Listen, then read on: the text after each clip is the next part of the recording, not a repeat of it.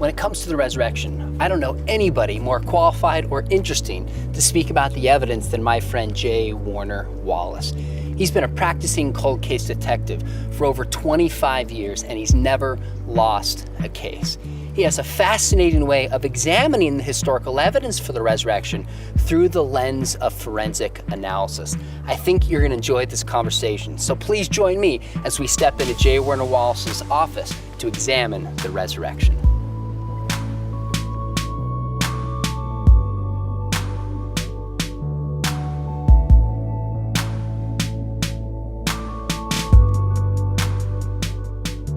Before we jump in and look at the evidence, tell me a little bit about your story.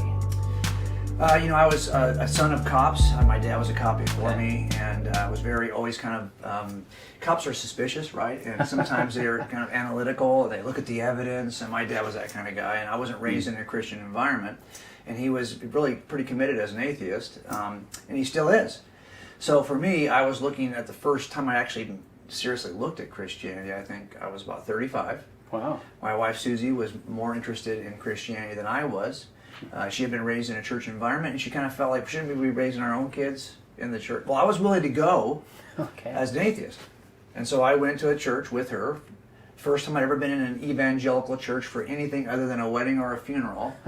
And we're sitting in this church, and the pastor described Jesus in a way that just like, it clicked for me. He described Jesus as the most intelligent man who ever lived.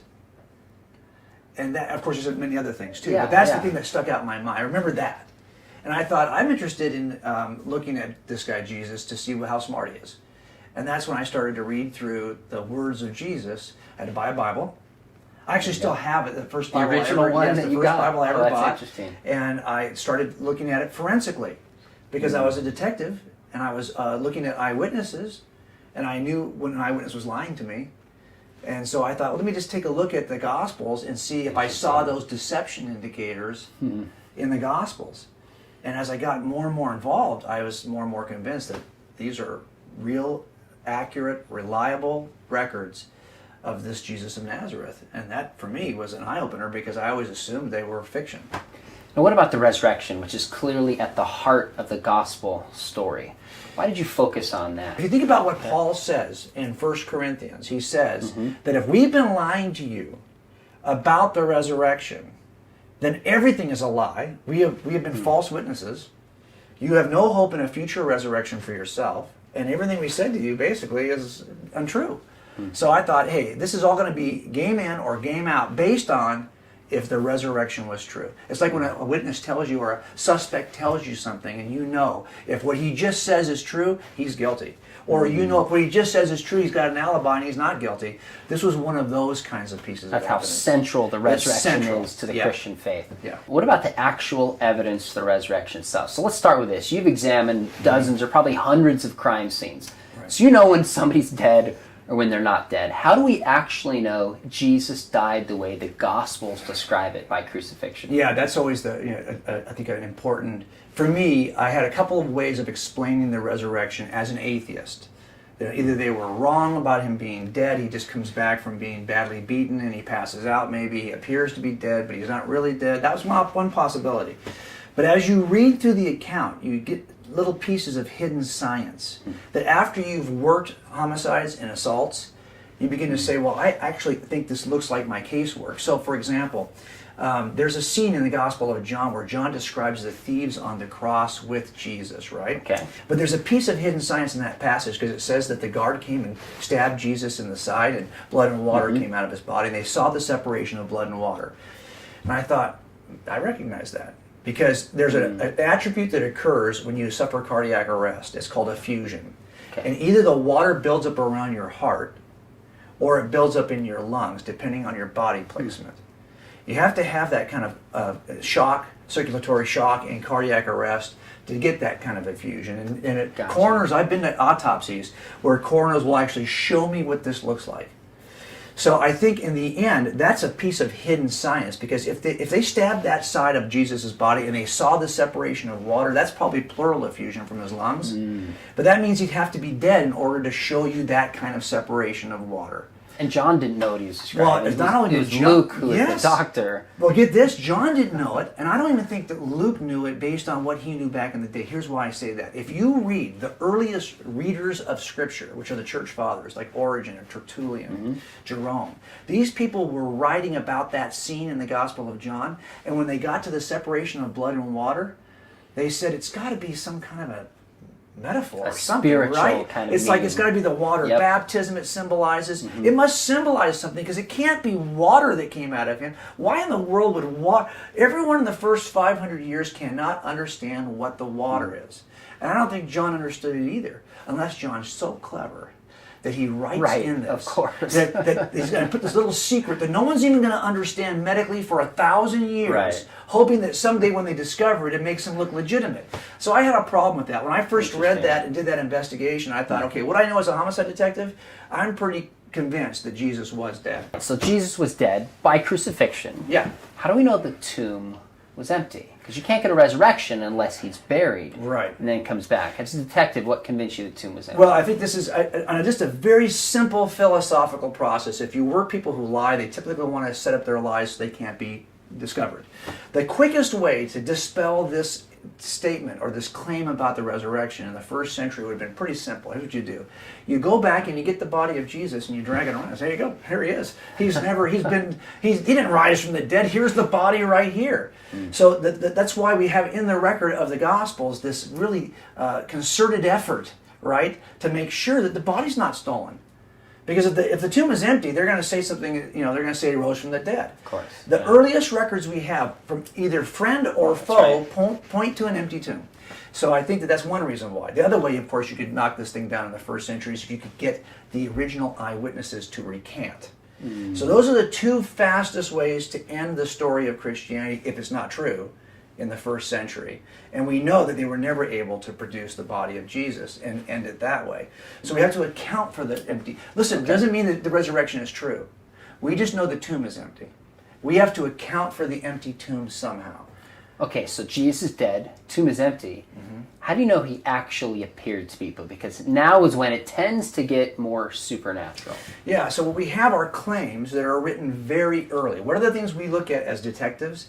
Are four things related to eyewitnesses. Were they written early? Were they really there to see what it is they said they saw? Okay. 2, can they be corroborated in some way? 3, have they changed their story over time? And 4, do they have a bias? Okay. I look at those 4 things all the time. So the question with the accounts related to the resurrection is, how early are these accounts? Because you can lie about somebody if everyone who knew the truth is already dead. Okay?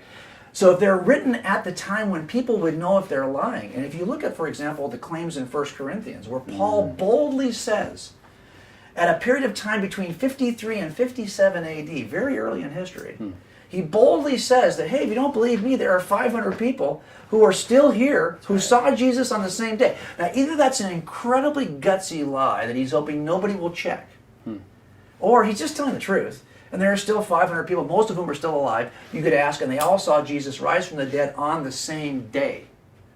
That's a very early, bold claim. As a detective, do you think the resurrection could pass in a court of law? Yeah, I think here's why. There's only one other way to explain this, and that is an elaborate lie.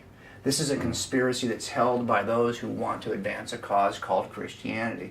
And that's where I found myself. I was at the very end of this investigation, and I thought, okay, now I got to think about, well, could this just be a lie? They didn't hallucinate. They just made the whole thing up. And it wasn't until I had worked conspiracies for a number of years that I realized that doesn't get it done either. And so it turns out that there are 5 things you have to be successful in a conspiracy. The smallest possible number of people, holding it for the shortest possible time with excellent communication between co-conspirators. So if I stop you and ask you what happened, your story will match his. Also, you got to have tight family-like relationships, and finally, no pressure. It turns out that the 12, and it's more than the 12, because in Acts 1, there's a whole upper room full of people. That's right. And they picked Matthias from that room to replace Judas. And then Paul says there are 500. So there's hundreds of people, already too many people to be successful in a conspiracy, who have to hold it for 6 decades, way too long to be successful, with no way to communicate back and forth. So if Thomas is in India getting tortured for what he says is true, he can't tell you what Matthew is saying in North Africa or what Paul has been saying in Rome. No way to communicate. That's the other problem. some brothers are in that group, but Matthew's not related to anybody, so the relationships aren't close enough. And finally, too much pressure. And no one knows this better than you, who've done the definitive work on this. There is no ancient tradition related to the disciples that says they ever recanted their story. So that's the problem you have. Now, I would always say it this way. Is it possible that this is a lie? I would say, well, yes, because anything is possible. It's possible we're imagining this entire talk right now, but it's not reasonable. Is it possible he wasn't dead? Yes, but it's not reasonable. Is it possible the tomb wasn't empty? Yes, but it's not reasonable. The only reasonable inference related to the evidence is that Jesus, and he rose from the dead just exactly as it's recorded in the Gospels. And when I realized that, it changed everything.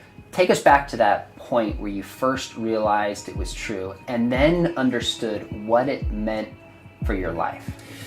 So, you do all this work and you discover that what the Gospels tell you about Jesus is true.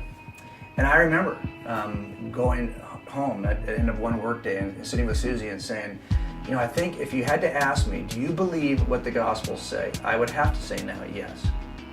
But you know what I don't get? And I said to her, and neither one of us were Christians, I said, I don't get why Jesus would have to die on the cross that way. I mean, I get that it happened now, and I've kind of fact-checked all that, and I'm good with it. But I don't understand why it had to be that way. I said, do you get it? And she said, not really. Wow. So we were at this place where we just didn't know enough yet. And I had focused so sincerely on just the issues related to the Gospels and is this true without thinking theologically. So here's how I put it now. If you will investigate the Gospels fairly, as a detective might, you will end up with belief that they are true. But that doesn't give you belief in. If you will start to investigate the New Testament for what it says, not about Jesus, but what it says about you, you will take the step toward believing in it.